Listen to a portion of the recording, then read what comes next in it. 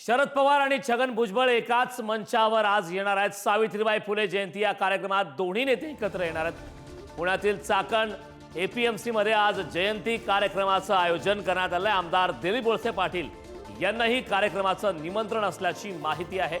आजच्या या कार्यक्रमात पुन्हा एकदा छगन भुजबळ आणि शरद पवार हे एकाच व्यासपीठावरती पाहायला मिळणार।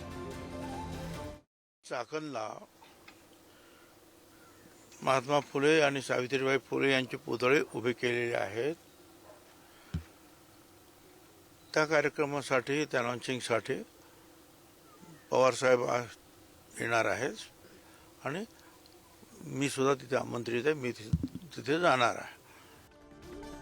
या संदर्भात ताजे अपडेट देण्यासाठी आपले प्रतिनिधी तुषार झरेकर आपल्यासोबत जोडले। तुषार, खरं तर ज्या प्रकारे मागच्या काही दिवसातल्या महाराष्ट्राच्या राजकारणातल्या घडामोडी सुरू आहेत, अजित पवार शरद पवार वेगळा गट आणि त्यासोबतच छगन भुजबळ यांची नाराजी याची चर्चा महाराष्ट्रात होत असताना आता आज छगन भुजबळ आणि शरद पवार हे एकाच व्यासपीठावर पाहायला मिळणार आहेत।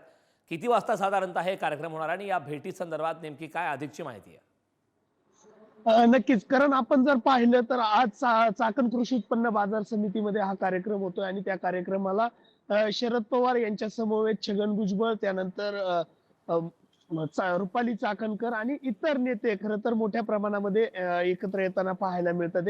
परंतु यामध्ये जर विशेष आपण यामध्ये जर पाहिलं तर छगन भुजबळ यांची गेल्या काही दिवसांमधली नाराजी आणि त्यांच्या नाराजीनंतर ते शरद पवारांना या कार्यक्रमामध्ये भेटणार आहे आणि त्यामध्ये काय बोललं जातंय हे पाहणं महत्वाचं ठरणार आहे। कारण त्याआधी छगन भुजबळ हे मुख्यमंत्री देवेंद्र फडणवीसांबरोबर एका कार्यक्रमामध्ये एकत्र असणार आहेत, त्यानंतर शरद पवारांबरोबर एका कार्यक्रमामध्ये एकत्र येत आहेत।